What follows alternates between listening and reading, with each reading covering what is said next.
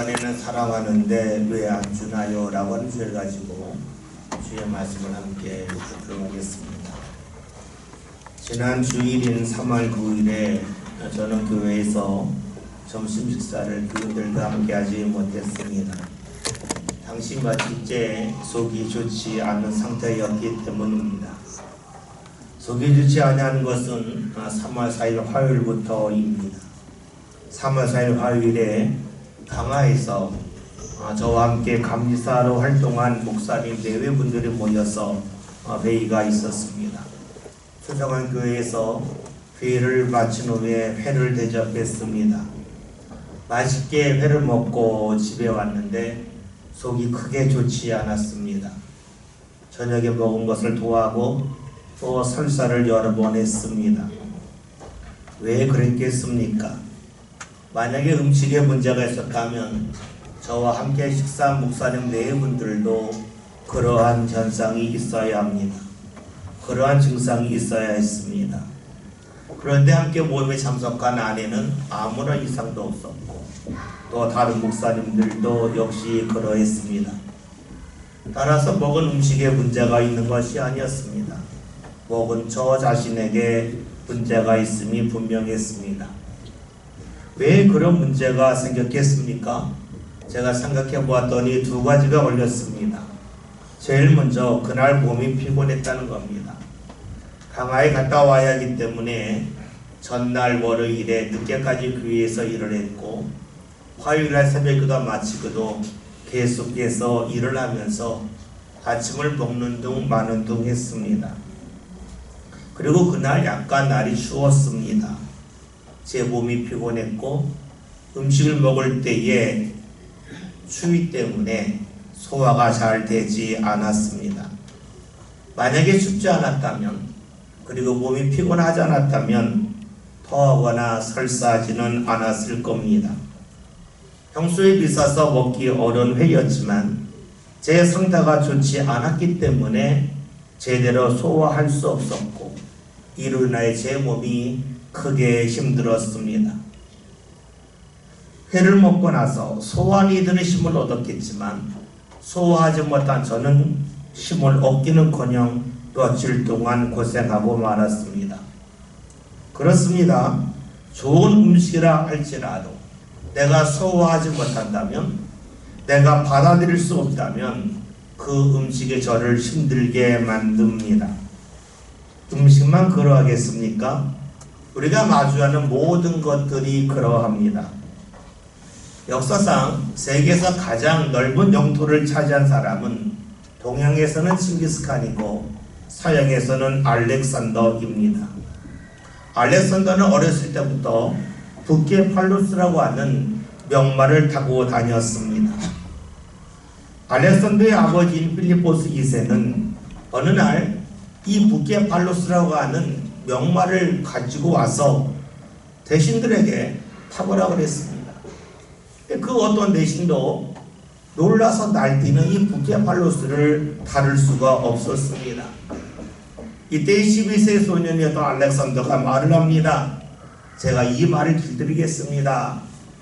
길들이지 못한다면 말값을 제가 다 지불하겠습니다 라고 했습니다. 그러자 아버지가 어렵겠고 어린 알렉산더는 그 말을 끌고 가더니 온순하게 잘 다루었습니다. 어떻게 이런 일이 가능했겠습니까? 12세 소년인 알렉산더가 보았더니 말이 날뛰는 이유가 말이 자기 그림자를 보고 놀랐기 때문인 걸 알았습니다. 그래서 말에게 그림자를 더 이상 보게 하지 아니하라고 말머리를 태양 쪽으로 돌렸습니다. 더 이상 자신의 그림자가 보이지 않았죠. 그러자 말은 사분해졌습니다. 여러분 봅시다. 좋은 말이지만 날뛸 때가 있습니다. 왜 날뛰는지 알지 못하는 사람에게 그 말은 필요 없는 말입니다. 아무리 명말할지라도 그 명말을 다루지 못하면 멀리하고 말죠. 그런데 말을 다룰 줄 알면 어떻게 될까요? 알렉산더처럼 명말을 얻을 수 있습니다. 알렉산더가 명말을 얻은 것은 한 가지 행동이었습니다. 말의 머리의 방향을 바꾸는 것이었습니다. 다른 대신들은 말의 머리의 방향을 바꿀 수 없었습니다. 왜냐하면 왜 말이 날뛰는지를 알지 못했기 때문입니다. 그러면서 말을 탓하죠. 이 말은 사납습니다. 이 말은 다루기 어렵습니다. 그러니 이 말은 팔아야 합니다 라고 말합니다. 말을 다룰 줄 모르면서 부족함이 자신에게 있음을 찾아보지 아니하고 모든 책임이 말에게 있다고 한 사람들은 아무리 좋은 말을 줘도 그 말을 차지하지 못합니다. 다룰 줄 모른다면 좋은 것을 좋지 않은 것으로 취급하고 말지요. 요즘 우리나라 문화가 세계 각국으로 퍼지면서 많은 이들이 우리나라 음식을 먹는다고 그러죠. 그런데 외국 사람들이 우리나라 음식 중에 절대로 먹지 않고 멀리하는 음식이 있습니다. 그 대표적인 것이 고사리입니다. 고사리에는 피토사이드라고 하는 독성 물질이 함유되어 있습니다. 그래서 고사리를 많이 먹게 되면 그것이 우리 몸에 큰 해로다고 합니다. 때로는 신경이 마비될 수도 있고 근육이 약화될 수도 있고 때로는 호흡에 문제가 생겨서 생명을 잃을 수도 있습니다. 그런데 우리나라 사람들은 이 고사리를 삶고 말리고 삶고 말리는 가운데 고사리에 있는 독성을 싹 제거합니다. 그리고 그것을 국에도 먹기도 하고 나물로 먹기도 합니다. 두릅도 역시 그러하죠. 두릅에는 그냥 먹으면 복통과 설사를 일으키는 그런 성분이 있지만 우리나라 사람들은 그것을 찬물에 담궈두고 2시간 정도 지난 후에 뜨거운 물에 데쳐서 먹습니다. 봅시다. 다룰 줄 모르는 사람에게 고사리와 두릅은 멀리할 식물입니다. 가까이 하면 안 됩니다. 그러나 다룰 줄 아는 사람이 볼 때에 고사리와 두릅은 식물을 넘어서서 귀한 나물이 됩니다.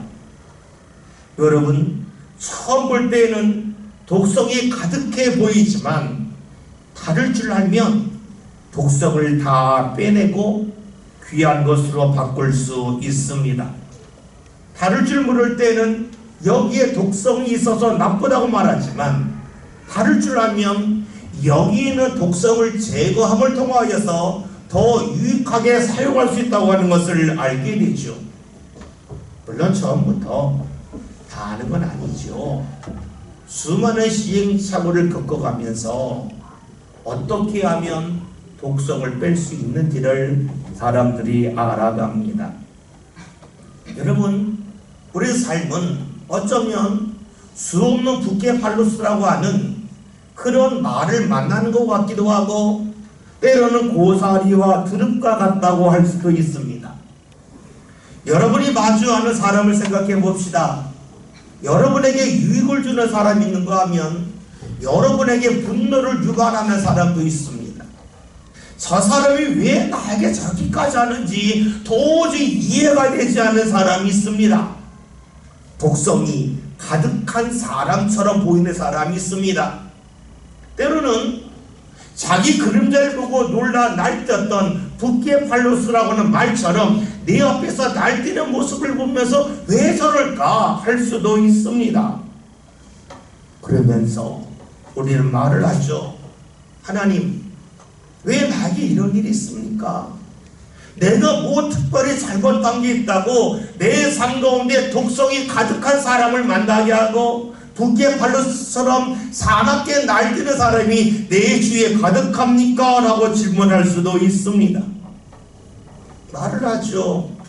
하나님이 예수님을 십자가에 못 박혀 죽기까지 나를 사랑하셨기 때문에 모든 좋은 것을 주신다고 말씀하셨건만 내 삶에 보면 좋은 것이 별로 없습니다. 내 삶을 보면 나에게 힘을 주는 사람을 거의 만나지 못합니다. 말씀과 내 삶이 너무 다르다고 우리는 탄식할 때가 있습니다. 그러면서 묻죠. 하나님을 사랑하는 거 맞나요? 하나님, 제 신앙을 보고 제 기도를 듣고 계신 거 맞나요? 라고 묻게 됩니다. 이런 일을 향하여 주께서 말씀하셔요. 6절에는 말씀 함께 봅니다. 거룩한 것을 내게 주지 말며 너희 진주를 돼지 앞에 던지지 말라. 그들이 그것을 발로 밟고 우리가 너희를 찢어 상하게 할까 염려하라. 아멘. 본문에 있는 말씀은 예수님께서 말씀하신 산상수훈의 일부입니다. 예수님은 거룩한 것을 개에게, 진주를 돼지에게 던지거나 주지 말라고 말씀합니다. 왜냐하면 개와 돼지는 거룩한 것이 거룩한지 진주가 귀한지를 전혀 몰라서 발로 밟습니다. 그뿐만이 아니죠. 귀한 것을 준 대상에게 왜 나에게 이런 걸 줬냐고 대들려고 하고 분노를 합니다. 예수님은 오늘 말씀을 통해서 개와 돼지에 대하여 이야기하고 계십니다. 우리 말씀을 보면서 이렇게 이야기할 수 있습니다. 어떤 어리석은 사람이 거룩한 것을 개에게 줍니까? 진주를 돼지에게 줍니까? 그런 사람 전혀 없습니다 라고 말을 하죠. 그러므로 예수님께서 왜 이런 말씀을 하셨을까요? 개와 돼지가 거룩하고 귀한 진주를 잘 알아보지 못하는 것처럼 이 세상을 살아가면서 거룩한 것을, 귀한 것을 잘 알아보지 못하는 사람이 너무나 많기 때문입니다. 사람들은 눈에 진주가 보이면 진주인지 다 압니다. 근데 문제는 내 삶 가운데 일어나는 일이 진주와 같이 귀한 것인지, 그리고 내가 마주하는 사람이 얼마나 진주처럼 귀한 사람인지에 대해서는 모를 때가 많이 있습니다. 그래서 내가 있는 자리가 진주처럼 빛나고 좋은 자리임에도 불구하고 그 자리를 탓하기도 합니다. 내가 마주하는 사람이 정말로 내 삶 가운데 귀한 사람임에도 불구하고 이런 사람은 내 삶 가운데 보지 않았으면 좋겠다고 하는 생각 속에서 감사하지 못하고 분노하기도 하지요. 출애굽기 14장이라는 말씀을 보면 이스라엘이 애굽에서 나온 후에 약속의 땅을 향해 가다가 바다 앞에 이르렀습니다. 어떻게 바다를 건너가야 할지 몰라서 암담해야 할 때에 뒤를 돌아봤더니 갑자기 뒤에서 애굽의 군사들이 따라왔습니다. 다시금 붙잡아 애굽으로 데리고 가서 종살이 시키겠다는 것이었죠. 이를 본 이스라엘 사람들이 모세에게 원망을 하죠. 애굽에 매기장지가 없어서 우리를 여기로 데리고 왔느냐. 우리가 애굽에서부터 여기까지 오느라고 얼마나 많은 수고를 했는데 이 수고가 더 헛된 것이 아니냐면서 끝없이 모세에게 원망을 합니다. 이스라엘 볼 때에 앞은 바다여서 도저히 앞으로 나갈 수가 없고 뒤에는 무장한 군사들이 따라오니 피할 곳이 없었습니다. 할 수 있는 것이 아무것도 없어요. 그러니 이스라엘 사람들이 볼 때 자신의 눈앞에 죽음과 고통만 있을 뿐입니다. 그런데 여러분, 하나님은 그 자리에서 바다가 갈라지게 하셨고 바다 사이로 난 길로 이스라엘로 하여금 건너가게 하셨습니다. 그리고 이스라엘을 추격하기 위하여 갈라진 바닷길로 따라왔던 애굽의 군사들은 바다가 다 합쳐지는 가운데 죽음에 이르게 되었습니다. 생각해 봅시다.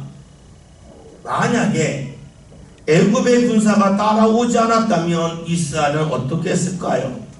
건널 수 없는 바다를 건너기 위하여 바닷길을 수십 킬로 수백 킬로 간 다음에 돌아갔을 겁니다. 그런데 애굽의 군사가 따라왔기 때문에 그들은 바다가 갈라지는 것을 경험하지요. 만약에 애굽의 군사가 따라오지 않았는데 하나님이 바닷길을 갈라게 하신 후에 건너가라고 하시면 이스라엘 사람들이 어떻게 반응했을까요? 저 물이 멈췄는데 언제 합쳐질지 어떻게 알아? 내가 건너가다 갑자기 물이 합쳐지면 죽는데 나 무서워서 못 건너가 하면서 하나님이 길을 열어줬다 할지라도 그 길로 가기를 두려워했을 겁니다. 여러분, 애굽의 군사가 따라오는 그 두려움 때문에 이스라엘은 바다가 갈라진 것을 경험했고 갈라진 바다 사이로 건너갈 수가 있었습니다. 그 자리가 죽음의 자리인 줄 알았는데 나중에 보았더니 은혜의 자리였고 구원의 자리였고 생명의 자리였습니다. 오늘 말씀대로 한다면 하나님은 이스라엘에게 거룩한 걸 주셨고 그들의 삶 가운데 진주를 주셨건만 이스라엘의 일을 몰랐던 것이지요. 그래서 감사할 자리에서 감사하지 아니하고 원망하며 불평했습니다. 그 이유는 하나님을 믿는다고 하지만 하나님은 눈에 보이지 아니하고 눈에 보이는 현실 속에서 그들의 생각을 모두 모아갔기 때문입니다. 이스라엘은 애굽의 군사들이 따라오는 것을 보면서 그들의 눈을 돌려서 하나님을 보려고 하지 않았습니다. 알렉산더는 어린 나이였지만 부케팔로스하고는 말의 머리를 돌림을 통하여 사나움을 잔잔함으로 바꿨건만 이스라엘 사람들은 자신의 눈을 돌려서 고개를 돌려서 하나님을 바라보면 마음의 사나움이 다 떠나가고 평안함을 하나님 허락하실 터인데 그렇게 하지 못하고 불평하고 말았습니다. 이스라엘 사람들은 급했습니다. 뒤에서 따라오는 애굽의 군사들이 자신의 삶의 현실적인 어려움과 두려움을 준다고 여겼습니다. 자신들을 해치는 독이라고 여겼습니다. 그러나 도끼를 뺄 생각은 하지 못했습니다. 하나님께서 애굽의 군사들이 이스라엘 앞에 다가오기 전에 얼마든지 막을 수가 있습니다. 하늘에서 모래 폭풍을 움직이는 바람을 불게 하심을 통하여 못 갈 수도 있고 번개와 때로는 벼락을 통해서 길을 막을 수 있습니다. 그럼에도 하나님이 이를 허락하셨습니다. 왜 그렇겠습니까? 이스라엘에게 두려움과 어려움에서 눈을 돌릴 줄 알고 도끼가 다가올 때에 그 도끼를 빼는 모습으로 변화되기를 원하셨기 때문입니다. 즉 하나님은 이스라엘이 당장 눈앞에 도끼가 가득 차다고 여기지만 거기서 도끼를 빼면 얼마나 유익한지를 알기를 원하셨습니다. 다시 말한다면 이런 일은 안 일어났으면 좋겠다고 여기는 자리에서 이것은 꼭 버리면 좋겠다고 여기는 자리에서 하나님이 얼마나 귀한 것을 예비해 놓으셨는지를 이스라엘이 보기를 원하셨습니다. 왜 그럴까요? 이 세상을 창조하신 하나님은 선하신 분일 뿐만이 아니라 우리를 사랑하시기 때문입니다. 귀한 것이 귀하지 않게 보이는 이유는 귀함을 모르기 때문입니다. 귀함을 모르는 이유는 그것을 다룰 줄 모르기 때문입니다. 하나님이 원하신 것은 마주하는 대상이 얼마나 귀하기를 알기를 원하신다는 거지요. 오늘 우리 현실이 내 마음에 쏙 든다고 말할 수 있는 사람이 얼마나 있겠습니까? 내 주위에 모여드는 사람이 나에게 힘을 불어넣어주는 사람으로 가득하다고 말하는 사람이 얼마나 있겠습니까? 대부분 그러하지 않죠. 어느 날 이런 마음 들지 않아요? 한번 이사 가면 좋겠다. 내가 마주하는 사람 다 멀리하고 지금 새로운 데 가서 새로운 사람 만나면 내 삶이 새로워지지 않겠는가 하는 생각을 할 때도 있습니다. 현실이 힘들기 때문이에요. 현실 속에서 나도 모르게 원망이 나오기 때문이에요. 그러다 보면 내가 마주하는 사람을 향하여 나도 모르게 분노를 쏟아냅니다. 이것이 일반적인 모습입니다. 그런데 예수님은 말씀하십니다. 그런 사람은 내가 지금 보는 것을 옳다고 판단하는 사람이요, 그런 사람은 개와 돼지와 크게 다르지 않다는 겁니다. 그 이유는 귀함을 모르기 때문입니다. 내가 어떻게 반응해야 될지, 현실을 어떻게 다루어가야 될지에 대해서는 생각하지 아니하고 모든 책임을 상대에게 떠넘기기 때문입니다. 그런 사람은 말씀이 귀함에도 불구하고 말씀을 발로 밟아버립니다. 상하게 만듭니다. 그러면서 하는 말은 내가 마주하는 현실에 달라지면 좋겠다고, 내가 마주하는 삶을 더 이상 안 보면 좋겠다고 하는 생각으로 가득합니다.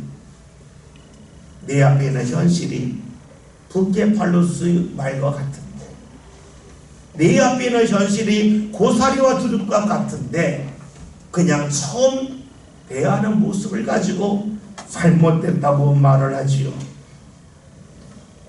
여러분, 예수님이 왜 이런 말씀을 하셨겠습니까? 그런 사람을 책망하기 위함이겠습니까?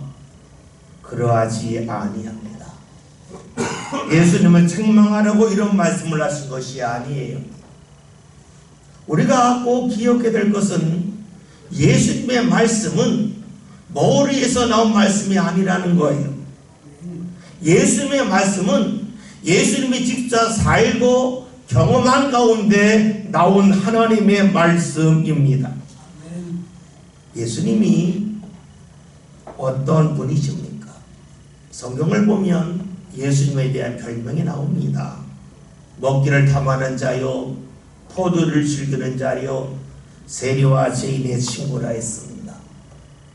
다시 말하면 예수님 주위에는 사람들이 손가락질하는 사람으로 가득했습니다. 죄인들이 엄청나게 많이 모여들었습니다. 다시 말하면 거들떠도 보지 않는 사람들이 예수님 주위에 가득했습니다. 예수님이 왜 그들을 가까이 하셨을까요? 사람들이 예수를 거들떠 보지 않으니까 같은 심정으로 그들을 가까이 하셨을까요? 아닙니다. 사람들이 볼 때는 쓰레기 같고 사람들이 볼 때는 멀리 할 대상이지만 예수님은 다른 눈으로 그들을 보셨습니다. 그들의 삶 가운데 있는 도끼를 쑥 빼면 그들이 얼마나 아름답고 얼마나 하나님이 원하시는 사람으로 변화되는지를 주께서는 보셨습니다. 예수님은 죄인에게 손가락질하고 책망하고 죽어야 된다고 말하는 것보다는 그들에게 용서와 사랑이 필요함을 아셨습니다. 힘들게 하는 대상이 있으면 제일 먼저 드는 생각이 이거죠. 안 보면 좋겠다는 겁니다. 그런데 예수님은 그렇게 하지 않았습니다. 알렉산더가 탔던 명마 부케팔로스는 사납게 날뛸 때에 사람들이 말하자 팔아버리자고, 멀리 하자고, 안 보면 된다고 말합니다. 알렉산더 말했죠. 제가 하겠습니다. 고개만 돌리면 되는 겁니다.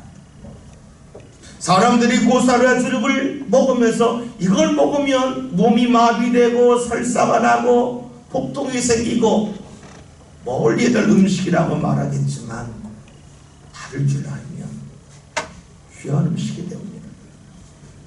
여러분 봅시다. 얼음이 없는 사람이 있습니까? 얼음이 없는 자리가 있습니까? 없습니다. 중요한 것은 얼음 속에 감춰져 있는 거룩한 것과 진주를 보는 것입니다. 이것이 필요하죠. 그럼 묻게 됩니다. 어떻게 하면 거룩한 것과 진주와 같이 아름다운 것을 삶 가운데 볼 수 있습니까? 예수님이 말씀하세요. 7절 봅니다. 구하라 그리하면 너희에게 주실 것이요 찾아라 그리하면 찾아낼 것이요 문을 두드리라 그리하면 너희에게 열릴 것이니. 아멘. 예수님은 거룩한 것을 알지 못하고 진주와 같은 것을 다룰 줄 모르는 사람에게, 다시 말하면 거룩한 것과 진주를 멀리하는 사람에게 어떻게 하면 그것을 발견할 수 있는지 말씀하고 계셔요. 한마디로 하나님께 기도하라는 거예요. 구하라고, 찾으라고, 문을 두드리라고 말씀하십니다. 예수님은 기도를 강조하셔요. 그런데 우리가 과학적으로 살펴보면 기도는 가장 쓸모없는 일입니다. 간혹 과학자들이 이런 이야기를 하죠. 기도에서 무언가 변화되었다고 하는 데이터가 있으면 기도하는 게 맞습니다. 그런데 그런 데이터가 하나도 없습니다. 그러니 기도는 자기 스스로 위안을 얻고자 하는 것이지, 기도는 과학적으로 증명할 수 없는 쓸모없는 것이요 기도 낭비라고 말을 합니다. 좀 더 정확하게 말하면 측정되지 아니하니까 모른다는 겁니다. 여러분, 그런데 세상에서 가장 어리석은 것이 무엇입니까? 모르는 책임을 상대에게 떠넘기는 겁니다. 모르는 것은 내가 부족해서 모를 뿐입니다. 사람의 힘과 기술이 아직까지 발전하지 못하였기 때문에 기도가 어떠한 결과를 가져오는 것인지 모른다 하는 것이죠.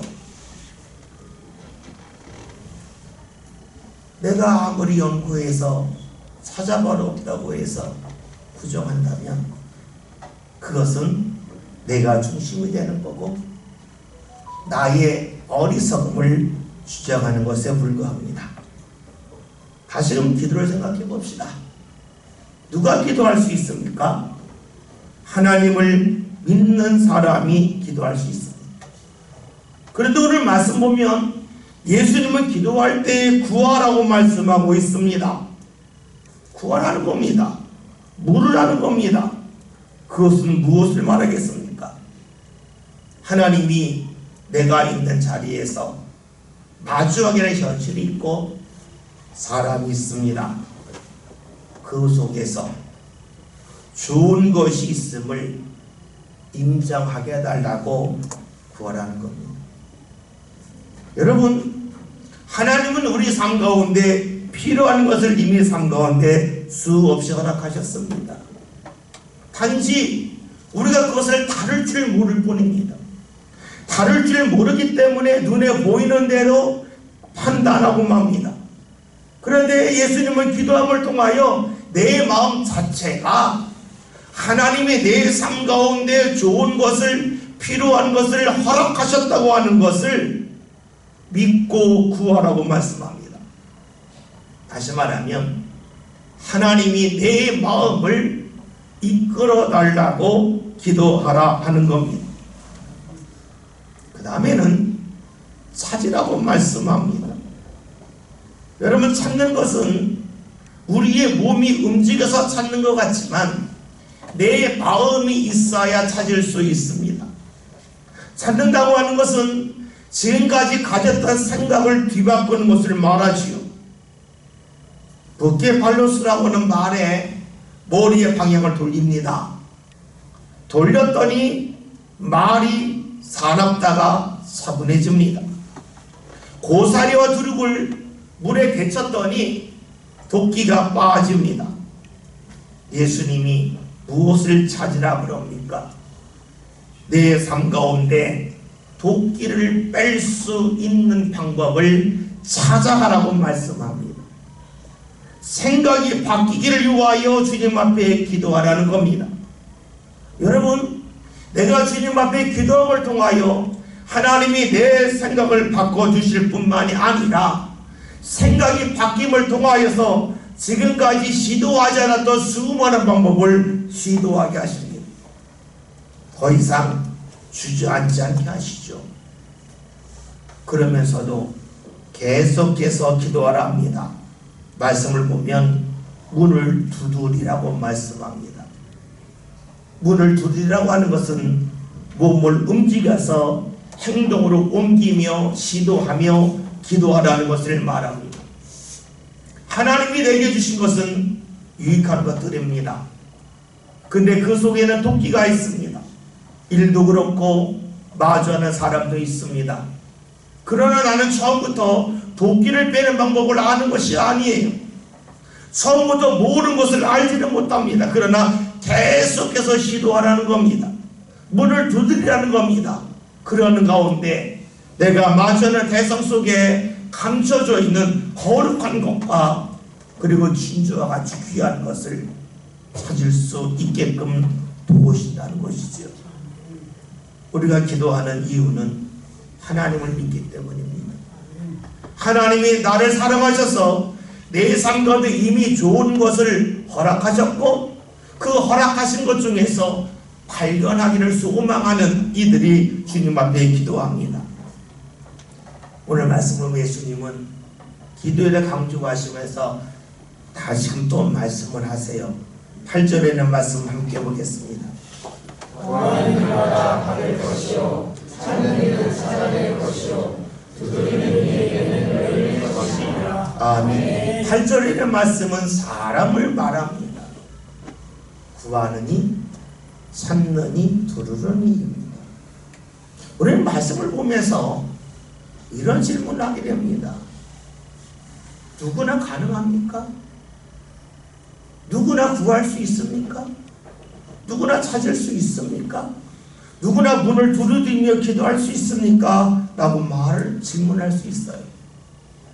우리가 볼 때에는 어느 정도 자격을 갖추어야 기도하는 것 아닙니까? 그래도 좀 선하게 살아야, 남들에게 해를 끼치지 않아야, 남을 따뜻하게 대해야 주님께서 기도 듣지 않겠습니까? 라고 물을 수 있습니다. 그런데 예수님은 기도할 때에 어떤 조건도 달지 아니하십니다. 다시 말하면 지금 내가 달라져야 주님 앞에 구할 수 있고 찾을 수 있고 문을 두드릴 수 있다고 하지 아니하십니다. 좀 더 정확하게 말하면 기도는 나의 인격과 관계없이 할 수 있습니다. 내가 지금까지 손가락질 받았다 할지라도 주님 앞에 기도할 수 있습니다. 왜 그럽니까? 인격이 뛰어나야 기도하는 것이 아니라 기도함을 통하여 내가 달라져서 나의 인격이 달라지기 때문입니다. 기도함을 통하여 우리는 하나님께서 내 삶 가운데 귀한 것을 주심을 알게 됩니다. 하나님께서 내 삶 가운데 수많은 도끼가 있는 대상을 만나게 하셨지만 그 사람에게는 도끼를 빼냄을 통하여서 그 사람이 얼마나 보석과 같은지, 그리고 그 사람이 얼마나 거룩한 사람인지를 알게 하십니다. 예수님이 이 말씀을 하신 이유는 여기 있습니다. 예수님이 그렇게 사람을 대하셨기 때문입니다. 여러분 잊지 마합시다. 예수님은 우리의 모습과 관계없이 우리를 사랑하셨습니다. 그 이유는 우리에게 잘못된 모습이 없어서가 아니라 잘못된 모습도 있지만 그 잘못된 모습 속에 감춰져 있는 거룩하고 진주와 같이 아름다운 것을 보셨기 때문이지요. 그러면서 우리에게 하시는 말씀이 기도하라는 겁니다. 너희가 보는 대로 살지 말고 기도함을 통하여 하나님이 너희와 함께 하실 때에 너희가 하나님이 주신 것이 귀한 것을 알게 된다 하시는 겁니다. 오늘 말씀 제목이 사랑하는데 왜 안 주나요입니다. 우리는 하나님 앞에 뗐을 때가 있습니다. 나를 사랑하시는데 내 삶이 왜 이렇게 힘듭니까? 하나님이 나를 사랑하신다고 하는데 내 앞길이 왜 이렇게 열리지 않습니까? 내가 수고하며 땀 흘리지만 왜 결실을 죄를 맺지 못합니까? 라고 질문할 때가 많습니다. 그런데 주께서는 말씀하십니다. 기도하라는 겁니다. 기도함을 통하여 너희 앞에 있는 그 대상이 도끼가 있고 사납게 날뛰는 대상이라 할지라도 그 속에 하나님 허락하시는 병마가 있고 그 속에 하나님 허락하시는 아름다운 맛을 내는 그런 것이 너희 인생에 있음을 말씀하고 계십니다. 잊지 맙시다. 하나님은 이미 우리에게 주셨습니다. 하나님이 주신 것을 내가 다룰 줄 모를 뿐입니다. 다룰 수 있는 방법은 다른 데 있지 않습니다. 하나님을 믿고 하나님께 기도하며 내 마음이 달라지고 내 생각이 달라지고 내가 두드리고 시도하는 부분이 달라짐 속에 있습니다. 여러분, 기도는 자리에 꼭 나옵시다. 그래야 우리가 지금까지 버렸던 붓기의 팔로소와 같은 명마를 얻을 뿐만이 아니라 지금까지 도끼가 있다고 멀리했던 고사리와 두릅과 같은 그런 식물들이 우리 삶 가운데 나물로 다가오는 역사가 나타나시길 바랍니다. 주께서 기도하라 하셨습니다. 기도하는 자리에 꼭 나옵시다. 기도하는 자리에 꼭 나옵시다. 그리하여 주의 말씀이 헛된 말씀이 아니고 살아있는 말씀임을 함께 확인할 수 있는 저와 여러분이 다 될 수 있기를 주의 이름으로 기도합니다. 기도합니다.